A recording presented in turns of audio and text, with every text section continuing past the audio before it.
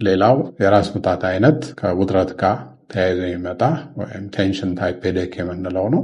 ይሄ በማህበረሰቡ ላይ ከማይግሬን በበለጠ የሚከሰት ሲሆን ቆይታውም ከደቂቃዎች እንደ ማይግሬን ሁሉ እስከ ቀናቶች ሊቆይ የሚችል የህመም አይነት ነው። ብዙ ጊዜ ከማይግሬን ጋር የተያያዙ ምልክቶች አብረውት ላይኖሩ ይችላሉ። ማቅለሽለሽ፣ ማስመለስ እነዚህ ላይኖሩ ይችላሉ። የዚህ መነሻው አካላዊ ድካም ሊሆን ይችላል። እንዲሁም ስነ ልቦናዊ ጫና በሚኖርበት ጊዜ ውጥረት፣ መጨናነቅ ይህን ህመም ያመጣዋል።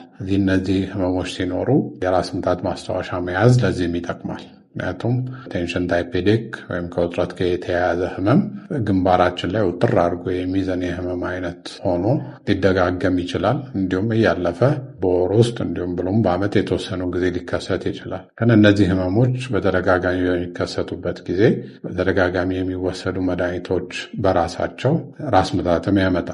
ስለዚህ ይሄንን ለመከላከል ታካሚዎች ወደ ህክምና ቦታ ሳይሄዱ እነዚህም መድኃኒቶች በብዛት መጠቀም አይኖርባቸው። ይህ ሜዲኬሽን ኦቨርዩዝ ሄዴክ የምንለው ወይም አብዝቶ ከመጠቀም ጋር ተያይዞ የሚመጣ የራስ ምታትን ያመጣል። ይሄም ራሱን የቻለ ህክምና አለው።